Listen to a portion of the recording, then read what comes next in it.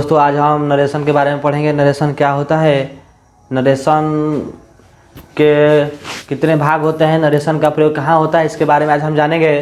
तो मैं आपको बता दूं कि नरेशन का प्रयोग अंग्रेजी भाषा में वाक्यों को कहने के लिए करते हैं। नरेशन का अर्थ होता है कथन। कथन मतलब कथन को कहने के लिए ही हम क्या करते हैं, नरेशन का उपयोग करते हैं। नरेशन जो होता है ये अंग्रेजी भाषा के नरेट शब्द से उत्पन्न हुआ है, जिसका अर्थ होता है कहना। इसका अर्थ होता है कहना। तो आज हम उसी नरेशन के बारे में चर्चा करेंगे कि नरेशन क्या होता है। तो दोस्तों नरेशन जो होता है अभी हमने आपको बताया कि नरेशन का उपयोग वाक्यों को कहने के लिए करते हैं, और इस नरेशन का उपयोग अंग्रेजी में दो तरह से होता है। पहला इसका भाग होता है डायरेक्ट। पहला भाग होता है डायरेक्ट, मतलब किसी बात को यदि हमें डायरेक्ट कहना हो तो डायरेक्ट स्पीच का प्रयोग करते हैं, और यदि किसी बातों को हमें इनडायरेक्ट तरीके से कहना है तो हमें इनडायरेक्ट स्पीच का प्रयोग करते हैं। तो दोस्तों मैं आपको बता दूं कि नरेशन के दो भाग होते हैं, डायरेक्ट स्पीच और इनडायरेक्ट स्पीच। डायरेक्ट स्पीच का डिफिनेशन जो होता है बातों को किसी हूबहू उसी के शब्दों में कह देना डायरेक्ट स्पीच कहलाता है। किसी वक्ता के कहे हुए बातों को हूबहू उसी के शब्दों में कह देना डायरेक्ट स्पीच कहलाता है। इनडायरेक्ट स्पीच किसी वक्ता के कहे हुए बातों को हूबहू उसी के शब्दों में न कहकर अपने शब्दों में बयां करना या बता देना इनडायरेक्ट स्पीच कहलाता है। मैं इसका डिफिनेशन बता दूं दोस्तों आप सबको कि उदाहरण के हिसाब से, जैसे कि Ram said to me, Ram ने मुझसे कहा I am going to school.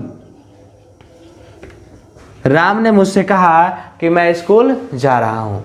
ये एक सीधी सी बात हो गई कि Ram said to me, Ram ने कहा कि I am going to school, Ram ने कहा कि मैं स्कूल जा रहा हूँ। ये एक हो गया आपका डायरेक्ट, ये एक डायरेक्ट स्पीच हो गया। इनडायरेक्ट स्पीच में जब हम इसे बदलेंगे तो होगा Ram told me that he was going to school. Ram ने मुझसे कहा कि वह स्कूल जा रहा था। राम ने मुझसे कहा कि वह स्कूल जा रहा था। ये हो गया दोस्तों इनडायरेक्ट स्पीच। दोनों में बात सेम है, दोनों में एक ही बात कही गई है, लेकिन तरीके दोनों में अलग अलग हैं। तो ये होता है डायरेक्ट स्पीच और ये होता है इनडायरेक्ट स्पीच। किसी वक्ता के कहे हुए बातों को हूबहू उसी के शब्दों में व्यक्त कर देना डायरेक्ट स्पीच कहलाता है। इनडायरेक्ट स्पीच किसी वक्ता के कहे हुए बातों को हूबहू उसी के शब्दों में न कहकर अपने शब्दों में बयां करना इनडायरेक्ट स्पीच कहलाता है। इनके मैं पार्ट के बारे में बता दूं, इनके कितने भाग होते हैं, कितने प्रकार होते हैं। तो डायरेक्ट स्पीच के दोस्तों, डायरेक्ट स्पीच के जो भाग होते हैं वो दो भाग होते हैं। डायरेक्ट स्पीच के दोस्तों दो भाग होते हैं। इसमें से पहला होता है रिपोर्टिंग स्पीच। पहला जो होता है रिपोर्टिंग स्पीच, पहला भाग होता है रिपोर्टिंग स्पीच। दूसरा होता है reported speech. Reported speech, reported speech. Reporting verb. Direct speech के दो भाग होते हैं, रिपोर्टिंग स्पीच और रिपोर्टेड स्पीच। रिपोर्टिंग स्पीच के भाग की यदि मैं बात करूं तो इसके तीन भाग होते हैं। इसके तीन भाग होते हैं। पहला होता है रिपोर्टर, पहला होता है रिपोर्टर। दूसरा होता है रिपोर्टिंग वर्ब, रिपोर्टिंग वर्ब। तीसरा भाग की मैं बात करूं ये होता है रिपोर्टिंग ऑब्जेक्ट, रिपोर्टिंग ऑब्जेक्ट। तीन भाग होते हैं। रिपोर्टर क्या होता है, तो जो वाक्य कहता है, मतलब जो बात कहता है तो कथन कहने वाला ही क्या होता है, रिपोर्टर होता है। और रिपोर्टिंग वर्ब, इसमें जिस वर्ब का प्रयोग किया जाता है वो होता है रिपोर्टिंग वर्ब। और ऑब्जेक्ट क्या होता है, जिससे बात कही जाती है, जैसे कि मी, ये क्या हो गया, रिपोर्टिंग ऑब्जेक्ट हो गया। ये हमारे भाग हो गए डायरेक्ट स्पीच के दो भाग, जिसमें से पहला रिपोर्टिंग स्पीच, दूसरा रिपोर्टेड स्पीच। रिपोर्टिंग स्पीच के तीन भाग होते हैं, reporter, reporting object, reporting verb, reporting object. ये तीन भाग हो गए। जो रिपोर्टर क्या होता है, जो कथन कहता है, कथन कहने वाला रिपोर्टर होता है। रिपोर्टिंग वर्ब, इसमें जिस वर्ब का प्रयोग किया गया है रिपोर्टिंग वर्ब।